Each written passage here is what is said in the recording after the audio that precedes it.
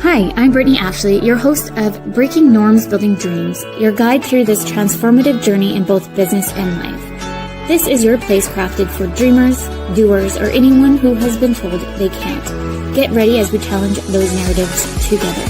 You're tuning in live to the United Public Radio Network, airing on 105.3 and 107.7 FM in New Orleans. We are streaming on all the popular platforms every Monday at 3 p.m. Eastern Standard Time. Join me for a candid and thought-provoking conversation celebrating your unique journey because you are worth it. Hello, everyone. Happy Monday. We're actually pre-recording today. And for some of you who haven't seen my face for almost a month, I guess it's been, I'm back, but doing a pre-recording because life has been crazy this year in 2025. So welcome to all the listeners, new listeners. I'm Brittany Ashley, your host of Breaking Norms, Building Dreams. And we are pre-recording on the United Public Radio Network and UFO Paranormal Radio Network on 105.3 and 107.7 in New Orleans. Get ready to escape for the next hour as we break norms and build dreams today with Lisa. Lisa, I'm so excited to have you today. It's so nice to be here. I'm so excited because this is one of the many reasons why I started the radio show, which we'll dig in a little bit deep today. So Lisa, everyone, please meet Lisa, the founder of MindMosaic Inclusive HR. With a personal journey shaped by ADHD, Lisa brings a unique perspective to the world of HR and neurodiversity. I'm super excited that you're on today because I've had so many other people come in that aren't special. Like we talk about neurodiversity, but not to this scale. So I'm super excited for it. Lisa is going to be drawing from her global experience across 40 plus countries. She's dedicated in challenging bias and creating inclusive workplace. Lisa works to foster environments where learning, growth, and laughter can thrive. Thank you so much, Lisa, for coming in today. Oh, thanks. You make me sound so fantastic. That was really great. Thank you. Yeah, maybe you can just dig in a little bit on who Lisa Lewis is, and then we'll kind of unpeel the onion a little bit today. Sure. That's a big can of worms because I've got enough words to bring us all the way to next Tuesday. So let's hope I can rein it in. Okay, I'll try to see if I can condense it. So I grew up on the east coast of Canada. My family's from Newfoundland, but I grew up just outside of Toronto. And going through school, I always thought, my parents called me the fruitcake. I always thought it was a little goofy, a little funny. And I never really thought I was very smart. And so I didn't even bother applying to university. I couldn't even imagine the rejection. So I didn't think there was a point. I was really good in art. So I went into graphic design, and not because it was something I was dying to do, but it was something that I knew that I could make money doing. And so I did that for a couple of years. And right before I was supposed to graduate, I decided to take off to Scotland.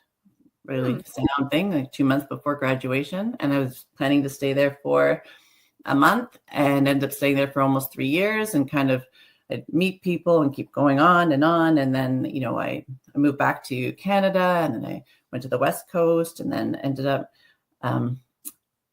going on cruise ships and started working that way for a while. And the whole time I'm like, what's wrong with me? I can't just get a job and I can't just focus. Mm-hmm. I'm like, that's it. It's time to grow up. Moved back to Toronto, and a friend of mine said, do you want to work with kids with autism? And I was like, what's autism? And so I was trained in kind of like behavioral sciences, and I worked for the autism program back in Toronto. And then when I moved out west, just packed up a car with my friend, very last minute again, just all of our clothes in the trunk and a TV, drove across. I got a job with Queen Alexandria, and I was working for the regional autism program here. And then that program shut down. It was like not the BICAM, but the regional program. And it was like the same week I was going on mat leave with my second daughter. And so I stayed home and ate bonbons and played with babies. And at that time, all the people that I was working with, all these different service providers popped up. And so when I came back, I was kind of looking for some part-time work, and our clinical director from the autism program at QA said, hey, come and be my assistant manager.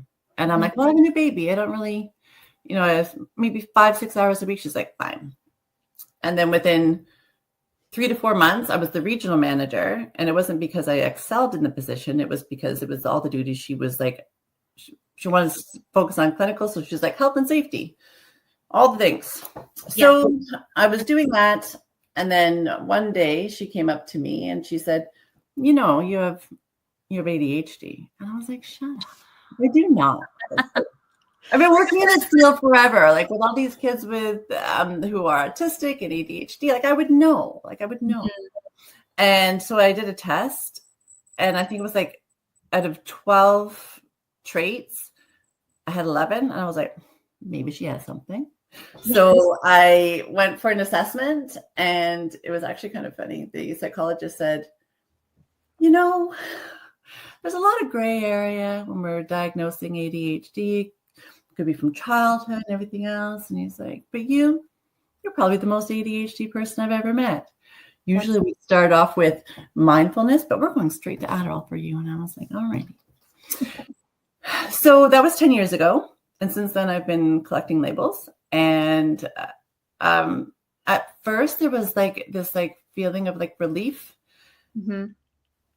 Because I knew something was different, and now I had a name for it. But at the same time, it was grief because I was like, it was like this piece of paper said, "Yep, you're broken. This is right." And so at that moment, I decided I'm going to learn everything that I can about ADHD, so that I can hide it, so that I could be the most productive and no one will ever know, and I'll be really, really effective. And so for the last 10 years, that thought and ideology has definitely morphed into something completely different. Mm-hmm. And the more that I have learned, the more I appreciate who I am and for all the neurotypes. And I find mine's crazy fascinating. So that's kind of how I got here today. Well, thank you for sharing. And from my end, I don't even remember if I told you, but the whole reason why I started the name behind this radio show, Breaking Norms, Building Dreams, because I was getting tired of being told that I'm not worthy enough to do what I want to do. And I was just kind of like, screw y'all, I can do what I want to do. And I'm going to show you how to do it and do it 100 times more better. I love that. And that's sassy. That's why resilient sassiness comes back.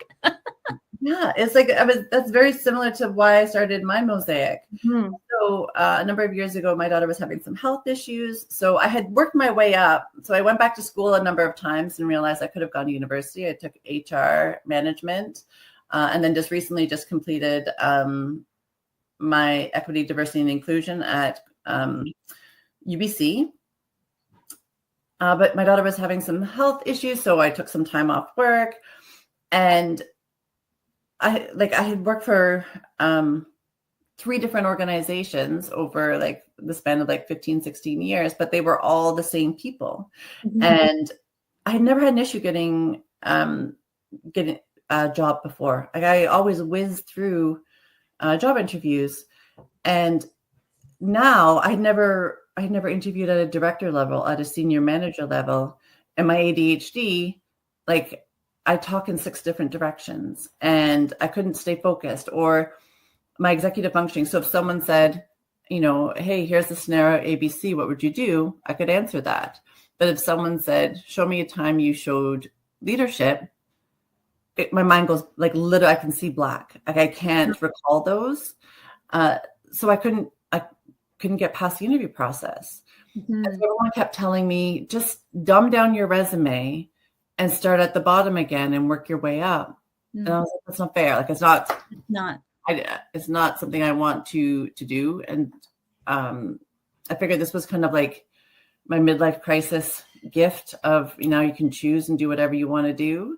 Mm-hmm. And so I decided to really focus on my passion of learning how minds work and after a 10-year deep dive into the strengths-based model of neurodivergent neurotypes, and might as well use that information for good.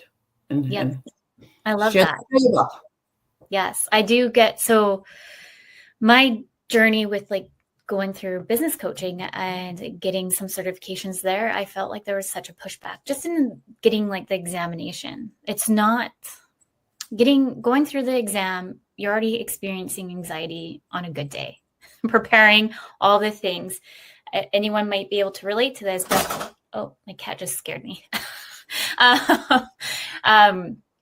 But the anxiety just intensifies when you know that you have an exam coming up and you struggle with, like I struggle with reading in a fast capacity. And so if I can't read to that capacity and I know that we have like a 3-hour exam time mark, then my anxiety is intensified like 6 times greater. And I just feel like when I get into that exam, I just freeze, because I'm looking at all the variables and all the things. I'm just trying to pass a course that I know I studied for. I'm the kind of person that reads it, highlights it, make Post-it notes, reread it. Like I do like 150%. And for when I was doing my coaching journey, I just felt that my whole life, really, at the end of the day, I throw it on out there. I've brought it up in the past shows that it was really hard for me. I felt like I was put in a box and was told that I'm not worthy enough to be in that classroom because I have dyslexia. Yes, I'm self-diagnosed with ADHD because I've had some researchers come on and pretty much told me, like, you have probably ADHD too. Yeah. I'm like, oh, it all makes sense now. Now I understand the full picture of dyslexia and ADHD. This whole time I just thought it was dyslexia. But the more I've been doing my own research and understanding myself a little bit more, like this year I'm turning 39, and I've been wanting to learn so much more so I can help my kids too. Oh, it cut out from the speaking. Sorry. There we go. You muted yourself. That's exactly the same. I have 2 girls who are also neurodivergent, and I wanted to learn everything that I could to support them because I didn't want them to feel like they were not smart. Exactly. And I think I've almost like gone over. They're like, "Oh my God, Mom, not everything's ADHD." Yeah. And that is so true. Like I'm also dyslexic, and I've done a lot of different pre-assessments. And it looks like autistic as well. But people don't always know is that 80% of individuals who are neurodivergent usually have another neurodivergence. And individuals who are either autistic or ADHD, there's like a 60 to 70% chance that they're also autistic and ADHD. So, and then the other thing that I just learned, which was so interesting, is that if you are autistic and ADHD, there is a totally different presentation, like its own presentation. It's odd ADHD. And it's like, yeah, that just aligns with me so well. And when you learn, it's not so much that I don't love the idea of a label or that it's learning. It was like a gift of understanding. If I'm getting, like, during an interview process and you're anxious, your executive functioning lessons, or especially when I'm trying to explain something, I'm a visual thinker. And I think mainly in pictures. It's like a total movie going on at all times. And it blew my mind to realize that not everybody sees pictures in their mind. And when you learn that visual thinkers think faster than they speak, and especially in times of high anxiety, it's hard. It's almost like you're like deciphering a language. It's hard to get the words out so you can sound not as intelligent. You can sound like your words are jumbled, which is not what you're trying to portray. But when you understand that that's what it is, so you give yourself some grace. And you can even say, like, it's easier if I just like write it down and tell you, so then it'll be clear. And like a no big deal, but it's an accepting. I like it. Yeah. And just like for me, like I hated reading in school. You know how they would call you in English class? Oh, go read the next line. Like I hated English class because I'm like, I do not want to be called out right now, because even though I probably know the word and I physically can see it, my brain can't compute because I am so high anxiety that I can't even read in front of the class right now. And there's even words like when I do like bio introductions for the radio show, and I laugh at myself. I've decided, like you said, give myself grace and just laugh at it. And I make a comment like, oh, sorry, that's my dyslexia again, like chiming on in, like I'm struggling with this word. There was actually a word in your bio. I was like, I'm just going to switch this. And I'm like, I've noticed that like when I don't know people's names either, a lot of dyslexic people can probably relate to this. ADHD, neurodivergent. If I can't see your name, I'm like, hey, you. My mom used to do that all the time growing up. Everyone was like, Guy. I was like an 86 something. Like, hey, Guy, how you doing, Guy? How you doing? It's not to be rude or disrespectful. No, she just, everybody. Yeah. You just saying English class and having to read out in class, it was just like I could feel the cold sweat going down my, and like waiting for your turn and like reading it over and over again to be like, I got it. And then when it's your turn, you see the words and you're like, you know it, but they can't come out. Or even words that like you can, there's so many words I can't say, and I have to like really slowly enunciate them to like get them out of my mouth, and half the time it doesn't work. So I totally feel that as well. Yes. We had Alana on, and we're both Métis, proud Métis, and Indigenous. And that word for me is very hard. And so I told her after the show, I'm like, I practice so hard and I have Post-its in front of me to make sure I pronounce it right, because I want us to be proud of our culture too. I'm like, I am so sweaty. Right. But I'm pushing myself on the radio show so much more in my comfort zone, because these topics are so important to me and individuals. And that's part of the breaking down societal norms that I want us as society to start talking more about. I love that. I have such a hard time. Like most of my time is in training and presentations. And it's hard to be able to express what neurodiversity is and what neurodivergent is, to even really depict what it looks like, because it presents so differently in every single person I've ever met. And it changes for every person, you know, during times of anxiety or menopause or like different transitional times in life. Mm-hmm. And I want to be able to express how it feels, or like how, like in different situations, like what's going on in the body, so that you can have that care and connection. Mm-hmm. So it's not just something like, okay, yeah, I've learned about this and like, check, we got it. For it to be effective behavior change within an organization or within a group of people or whatever, that if I can give that little bit of information so that you're like, you connect to it, so that you take the time to like learn about the people on your team and the people in your organization and how they work best and how they communicate best, at a human empathetic level, is like the only way that it seems to be able to be effective. And I think this is why I feel like I'm like working for pennies, is every single presentation I do, even if I have one created, I feel like it's like I'm not getting it. It hasn't like hit that mark, and I'll redo it and redo it and redo it.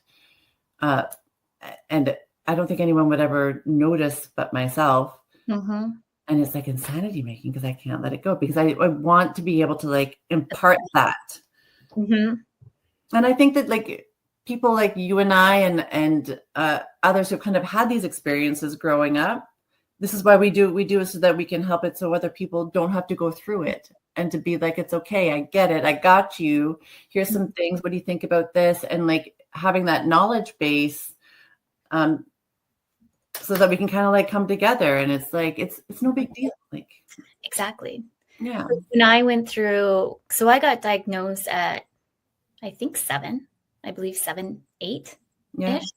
So I got diagnosed, and really at the end of the day, I never fully understood what dyslexia was.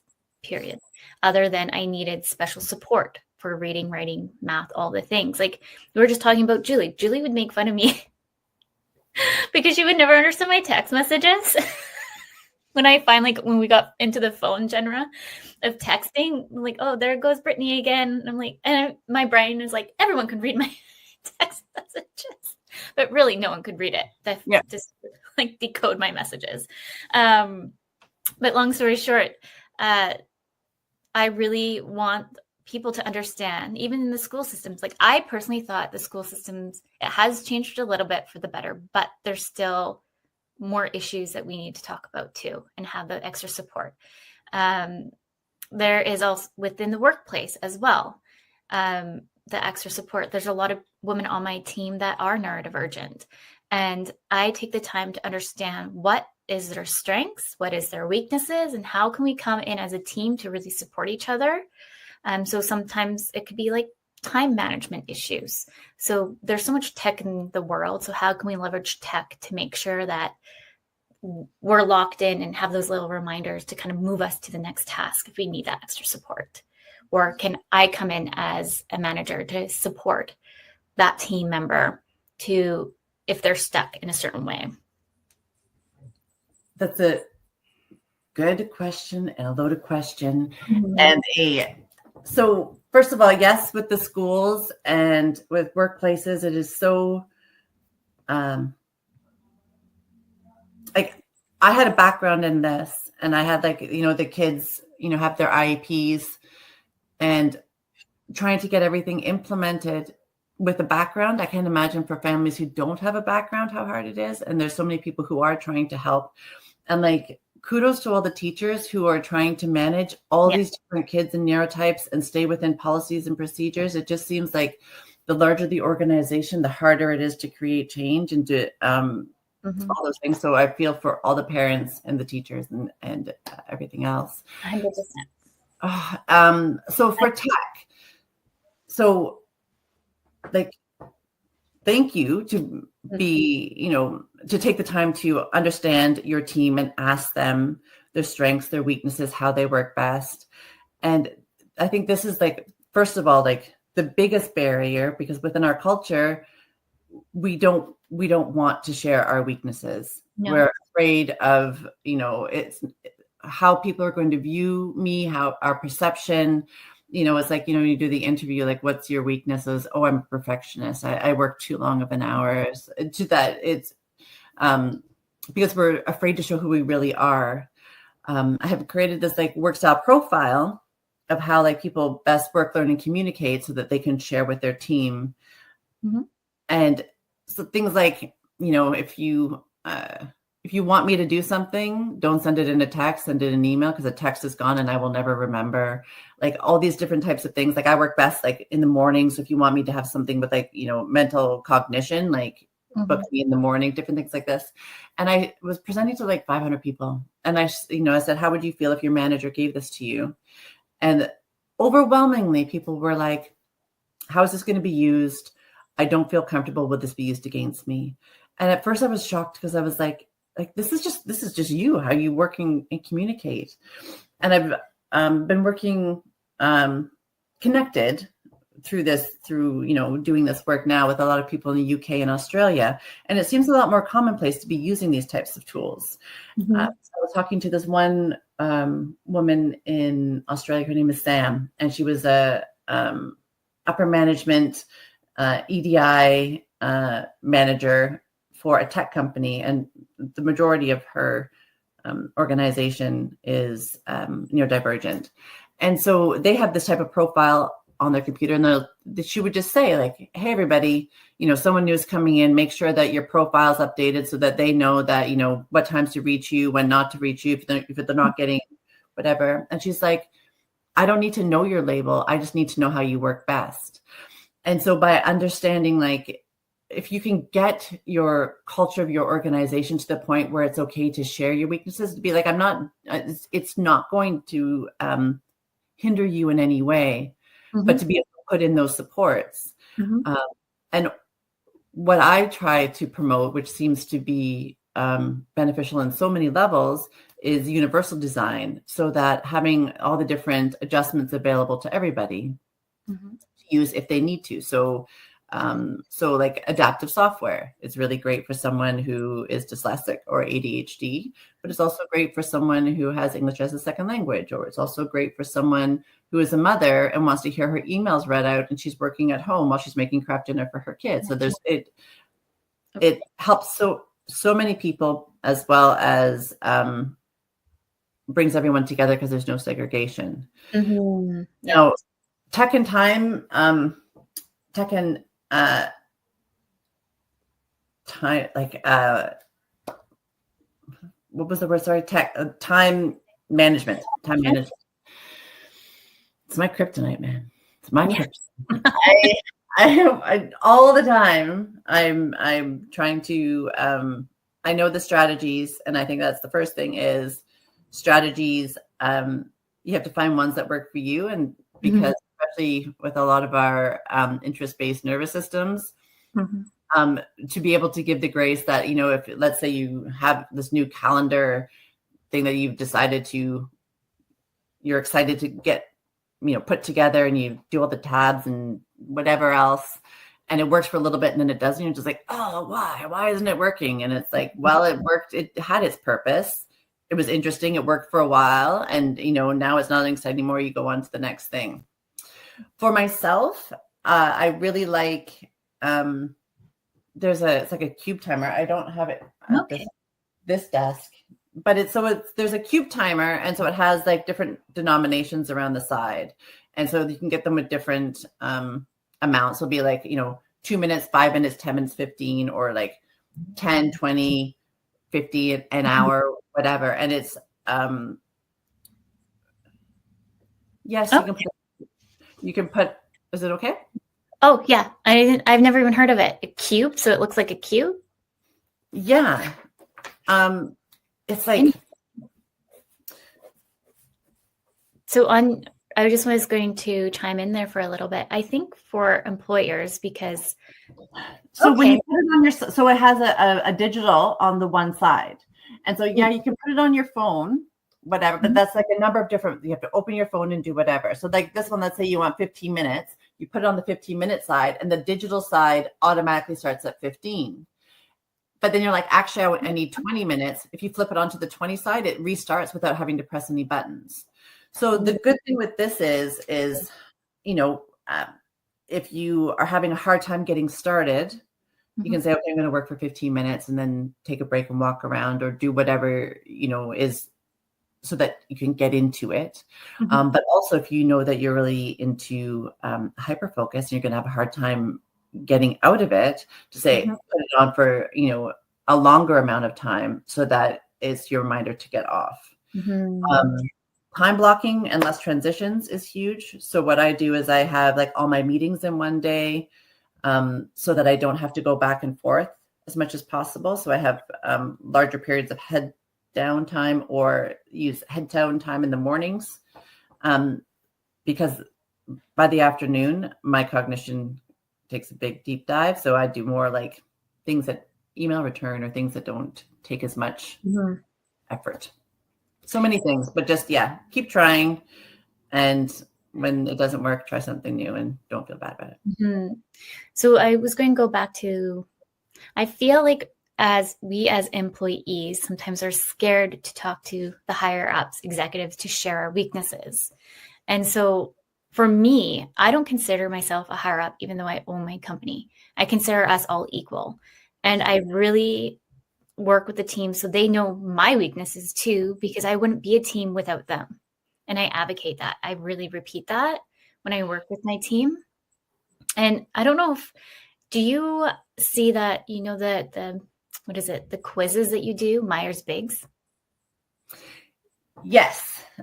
What is your intake on that? I'm a little biased and I say no, thank you. Well, and the research says no, thank you as well. It's really hard. The way the questions are asked, and with a lot of the different personality tests, and they can be a little bit biased and not really give a true of who you. Yes, and it's funny because I'm part of this like neurodivergent like community, and they were talking about a number of different assessments that are more strength based. And I'm meeting with one of the psychologists soon to like go over all of these different assessments just to see if they kind of align. It was like a little experimenty thing. Oh, yeah. But I think you pointed out something that's really important is if leadership isn't vested in being open and being open to trying different things and being open to showing their own weaknesses is really quite difficult to be able to have any change within the organization. Like you were saying, Julie and I worked together for many years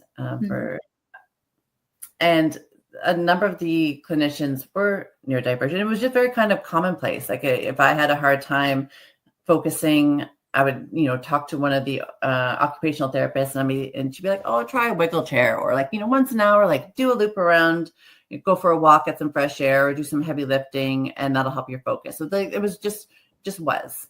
And because we all felt so comfortable, let's say I was doing a regional rounds, like a team meeting, I would say to everybody, I'd be like, okay, listen, if you want me to do something, like send me an email, please remind me. Don't feel bad about reminding me. Like these are the different things that I try. And because I was really open with it, people were more open to come to me to ask for help, but also like tell me what they tried and that works. And I learned, and it was more, and you get more information about what systems are working well and how you're going to, for everything to be successful within the organization on all levels, you have to have trust and people have to feel like they have purpose and value. It's like innate, humans need this. And by showing that respect that you do to your team is why that it will work so well that people are going to be sharing with you. It's hugely important. Yeah. And then later on, when I found out that was actually, universal design, and we were just kind of doing it without realizing it was labeled, it was kind of nice to, usually you learn a system in theory, and then you try to implement it where we were already doing it. And then I put a name for it and that it was a good thing to do. So glad we're on the right track. Had somebody that came in and asked us to do I was going to talk about the Kolbe report. If you've ever heard of the Kolbe reports, have you heard about them? The Kolbe. I heard about them, but I don't have that much experience with them. I actually think I'm pleasantly surprised with the Kolbe from my end, because I'm usually I can do an introduction for you who actually specialize in the Kolbe report. So I did I dug in myself and learned more about it. And I'm like, you can convince me maybe to do some kind of quiz to see how you, so what they do is really look at kind of who you are as a person, your strengths. And then from there, they will build the report. I'll dig in after the show and send it to you. But I just find that it actually works with you as a person a little bit than the Myers-Briggs ones, because with the Myers-Briggs ones, I feel like whenever I take that exam, I'm never the same results. It's never the same results for me. I'm like so many different people. It's been so long since I've done one. I can't even remember what my results were. The one that a number of these the neurodivergent clinicians that I've been meeting with, they were talking about the Big Five, and they all seem to like the Big Five. So I just completed that one, and we're going to kind of like talk it out because it was a little bit confusing for me to understand the results. So I'll have to get back to you and tell you how that goes. Yeah, keep me posted on that. I'm kind of a bit biased on, I guess, giving somebody an exam and then be like, that's who you are, and let's just label you, versus really getting to know the person. I think that's maybe why I'm just kind of like, I don't think any exam can tell me who Bob is without me actually sitting down and getting to know Bob. It's true. And I feel like like we all change all the time. And well, on one thing is a lot of different assessments. I'm so literal.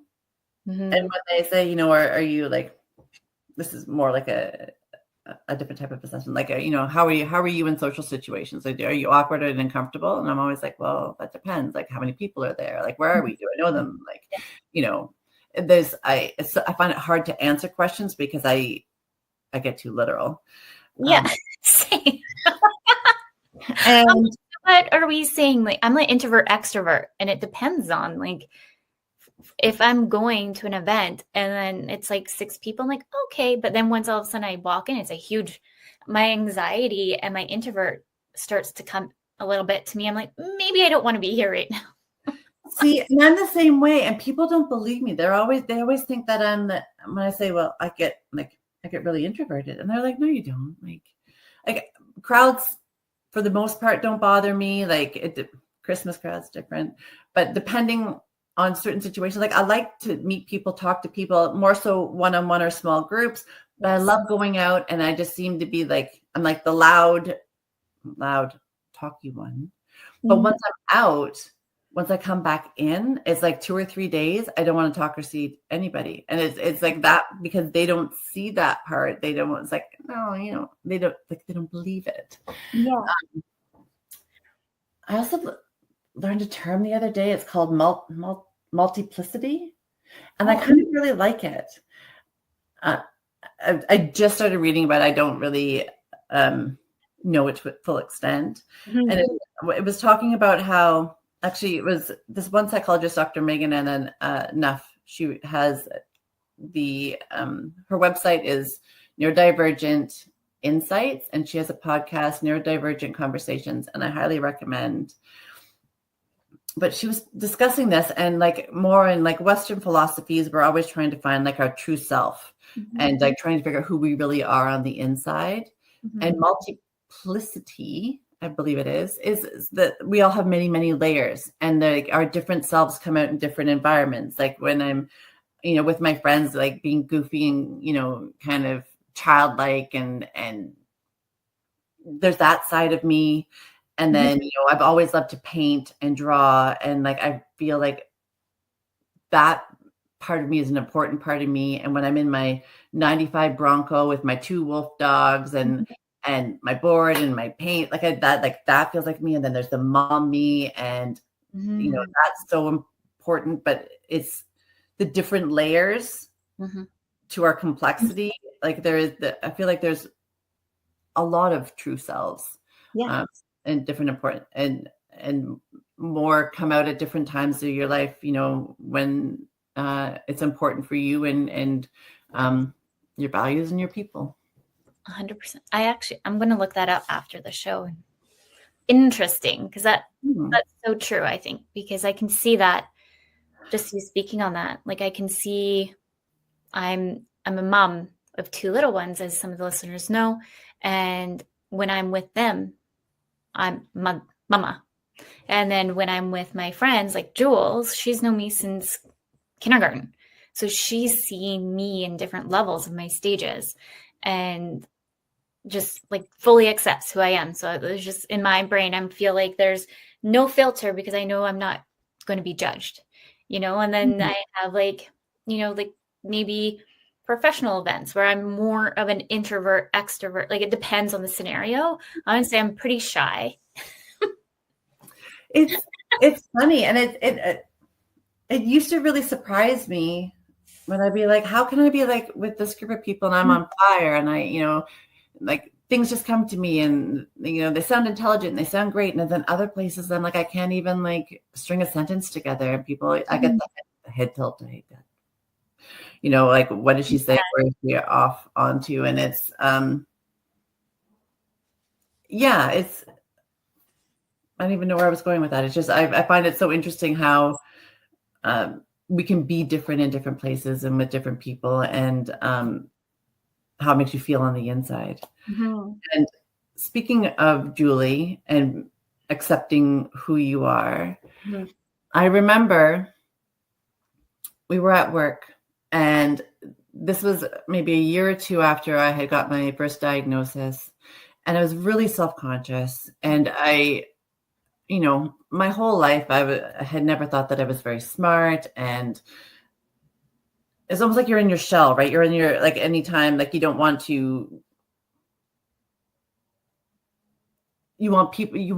people to perceive you as a good, kind, intelligent person. Yes.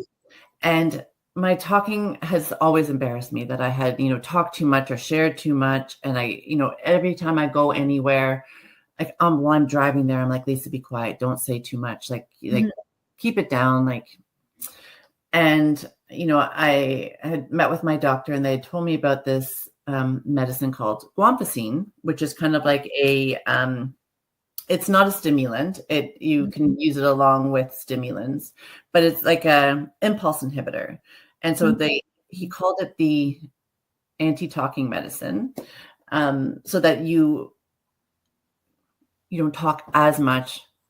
I feel like I need that sometimes. Oh, well, so I was at work, and I was like, oh, this is great, because I always felt like I was too much at work. And Julie was there, and I said, Julie, like, listen, I'm going to be taking this medicine so that, I won't talk as much. And she's like, I don't know if you should. Like, I really like you for who you are, and I don't want you to change. And it touched me so much, because, like, in my mind, I was like, well, I'm taking this for you. Like, I'm taking this for all of you. It wasn't for me, like, in my head. But the thought that, like, she thought I was okay. Like, I just assumed everyone just thought that I was, like, too much and just too many words, all the twos. And to know that she was like, she didn't say, thank you, hurry up, take some more. She was just like, no, I like you the way you are. And I always think about that, and I appreciate that more than anything. She's one of my besties, like I told you. And if you're listening, Jules, shout out to you. You're a fine soul. 100%. And I think, though, like, because even growing up, like, I didn't even know that dyslexia was neurodivergent, really. Like, I would say only in the last few years, I feel like, oh, I get it. Like, I know I talked about this with my mom, and I think it was kind of like, no, it's not classified under that. And it's like, more I started doing research, I'm like, yes, it is. And I think, oh, sorry, go ahead. No, I was just saying that it's just so nice that there's more of a focus and more of a spotlight on the different neurotypes, so that people are feeling more comfortable to talk about it, but also to understand, because it's so much to learn, and there's so much complexity, and like, like, we have, like, our different, like, boxes or labels of, like, autism and ADHD, dyslexia, Tourette's, like, all these different divergences, and so many of the traits overlap. And, like, on one hand, it's like, people don't fit in boxes, but people do need structure to start to understand the boxes. So it's like a good place to start, to kind of get your idea around it, but then to say, like, to know that brains are so much more nuanced than that. And we kind of all flow out of our boxes, and that's great. But to be able to learn such a great capacity of information, we kind of need that structure to get it in our heads, because it's so much. And it's so, the more you learn, the more fascinating it is. Yes, 100%. And I want to, like I said, learn more for my kiddos, because we're going through the process of diagnosis stages. And so I want to make sure I can support them as much as we need. If they need extra time doing X, Y, and Z, it's there. And that's the kind of stuff that my mom did for myself. And so I was lucky enough to know that I had a mom that did support me, to have those extra tutors and all the things in between. I struggled in school because some of the teachers back in the day didn't really, even in university, to be honest, told me that I wasn't smart enough to be in the class. And it wasn't, and there's a lot of good other teachers out there too, but I feel like we need to have a better understanding as a whole in society of how we can make space for everyone, because there is space for everyone. Oh, 100%. I remember my grade 9 French teacher. told me not to take French anymore because I wasn't going to learn it. And it was funny because like growing up, I always wanted to be a linguist. And when she told me that, I just dropped it. And it's like, she would probably not even remember or really realize that she said it. And like the effect her words had on me. I'm turning 50 this year, 3 months, 4 days, not that I'm counting. Well, and that's why I think it's so important to have like universal design elements in schools as well. It's like if everyone needs extra time, for whoever needs it, they can use it. Like if you have to use a little bit of extra time, like why it's not a cheating, it's not an advance, it's just a little bit of extra time to be able to process it. Like isn't it the point is that you understand the information? My daughter was for one of her courses, she decided to do SKIES, like the home learning. Okay. And they let them write the test 3 times and you can take the best mark. And like people were at first like, well, why would you do that? But well, why not? If she wrote the test 3 times, that's 3 times that information is going in. That repetition, seeing it in multiple examples, different ways, get whatever it is. The point is that she's learning it, is it not? Right? It's like to have that open mind for all the kids and not have as my kids have come home past when the teacher will be like, hey, anyone who needs extra help, line up. We're going out to the special room. They're like, I'm not standing up. So even if they do need it, they don't need to be called out and embarrassed. Yeah. And I don't know, our school that I'm seeing with what my daughter's in, they call it the Inclusive Center, which I appreciate because when I was in school, they called it, oh my goodness, I can't remember. I erased it from my memory, but I just know that the whole school knew that it was considered where the dumb people went. Yes. And then you also had to give a yellow slip in front of everybody to the teacher that you know what I mean? Like, so there's been certain scenarios where growing up, I felt like I had a target on my back that I had to announce it to the classroom. And I know it's changed a lot since I've been in school, but I think we need to just take it another level. What does that look like? I don't know. But I just want to make sure that everyone feels that they're inclusive space, that there's a space for them to learn and be accepted. I love that your daughter's school does that, and that they're able to create the environment that's how that room is viewed. And so it's able to be done. You know what I mean? And to be able to, it's the attitudes and the way the information is presented is the biggest effect on the team in the school and the kids. I don't know if all schools do that, but that if anyone's listening that is in a school, I just think the different changes in the language that we can use goes a long way. So having just the inclusive room, I'm like, oh, I actually really like that. That's just makes like it, it like shifts you feeling like I'm being in this room and I'm a one with everybody else still. 100%. And like a lot of it, like universal design principles, like in the way of mental health and cognition is like, yes, there are certain things that you can do that will help different neurotypes to be more successful within the environment. But a lot of those different tools and strategies work well for all brains. Like there's like science behind. So yes, I have ADHD and it really helps me out to like go for a walk or get some movement to be able to process. But then there's also research that all brains do better on movement. So they gave like number of different test subjects a problem to solve. And some of the people went on walks to solve the problem and other people were sitting stationary. And the people that were walking, their results were much more evolved and a better outcome. So if that goes for all brains, why not kind of like incorporate these different things to as an option if you would like to try them? Yeah. To help yourself out. Yes. Yeah.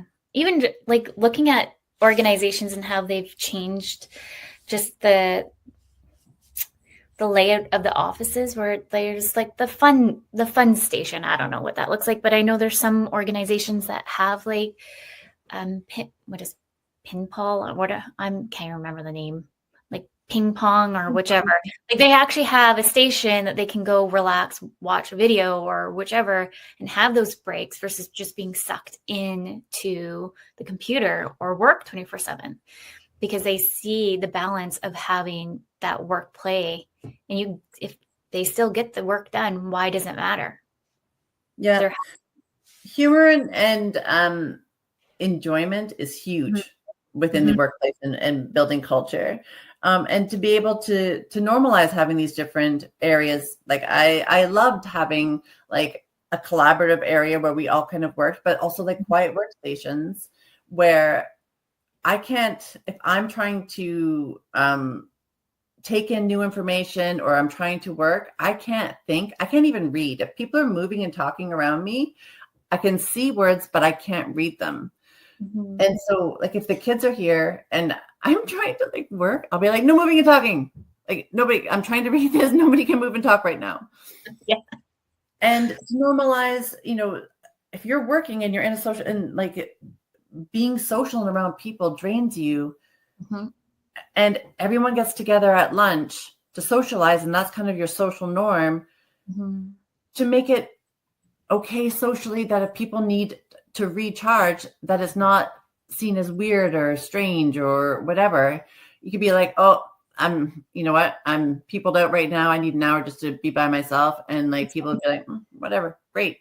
And so that they can work in the afternoon and not kind of be shunned, or like giving information about what's going to be happening next so people can mentally prepare. Like there's all these like little things that are free or extremely inexpensive that can benefit all just with a little forethought.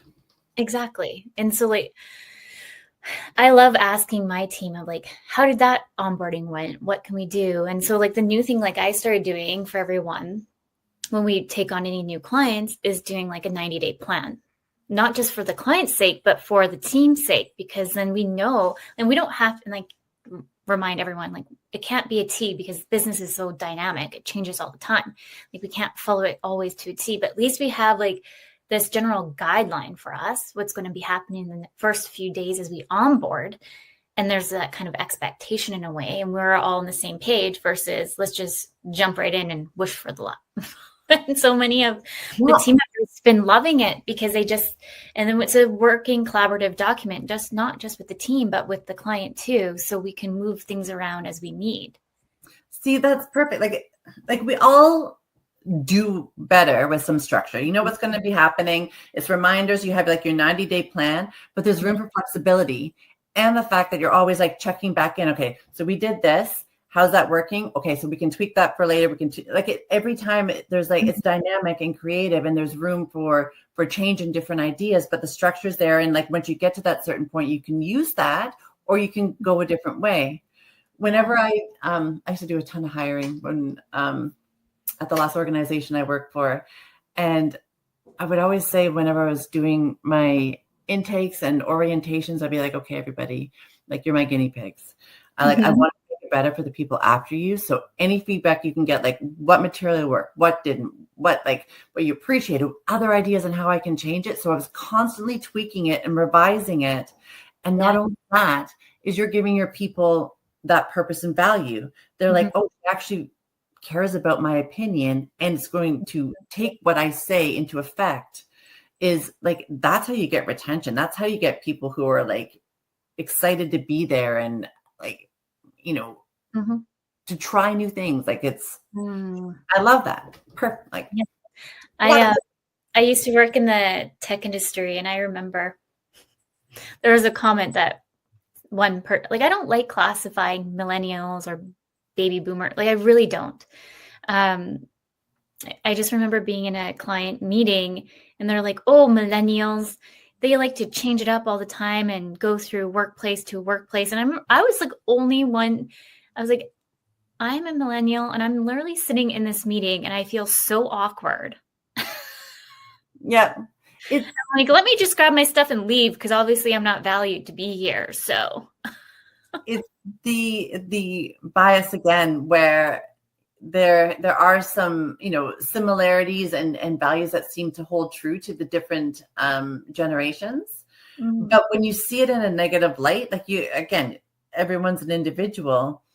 I was hearing about some organizations doing generational mentorship. And I love that, so that you have like someone who has more experience and like the different ideas and to be able to see different point of view so that you can keep what you're doing fresh and interesting. Like I love that so much. But yeah, when people have that reflection of, oh, all millennials, all Gen Z, they just do this. Oh, the phones. It's unfair. Obviously, I don't work there anymore, but I just remember being like, wow, that just kind of like opened my eyes a little bit too, being like, no, I don't want to work with an organization that thinks that no one who is a millennial has value. I feel everyone has a value, a worth, no matter their age, gender, or whichever. We can all make an open place and sit down at the table together, but you have to have be open-minded to it than just classify somebody like, nope, that's you and done. Yeah. And it's something that has to be learned to be able to reflect back on yourself, and you're like, why am I thinking this? Why am I responding this way? Mm-hmm. I remember early on in my management career, I wasn't going to hire somebody on because I thought it was going to be too much work. Mm-hmm. She had English as a second language, and I didn't know how I would teach her. And I was like, I'm so busy and like still trying to get everything, trying to like figure everything out. And I just didn't see how it would work. And I remember telling one of our directors, and she was like, Lisa, like, it is your job to learn how each person learns and works best. Like, mm-hmm. You saying no to this person is biased and shitty. Mm-hmm. And you need to be open to different backgrounds and experiences and whatever else. Mm-hmm. And so I hired her, and she honestly was the best employee. Because I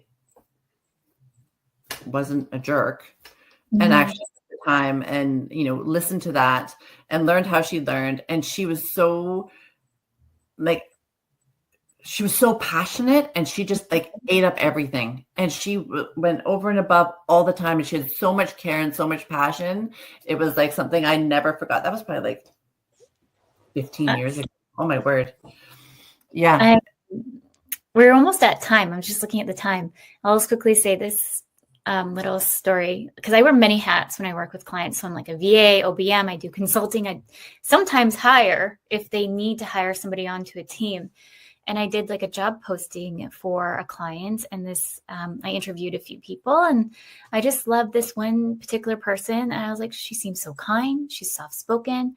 I really she made a comment that she got let go. And I was like, you're in.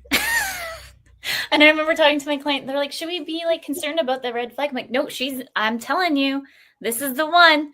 And now she's just blowing like my client's mind because she's just killing it left, right, and center. I'm like, I told you. I was like, we just need to. And yes. All those things. Like again, that was I have learned so much from hiring. I used to find like these amazing resumes, and they were like blow away resumes, and the person didn't really care about the position, and it just didn't fit. And so to really And when you see gaps on resumes, people are like, it's a red flag, but like people have lives, things happen, like family, it can, yes, family, all the things.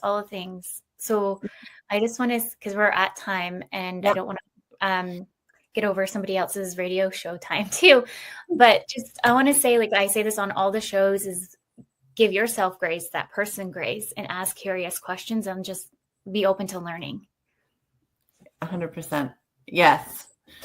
Well, Lisa, thank you so much for coming on the show.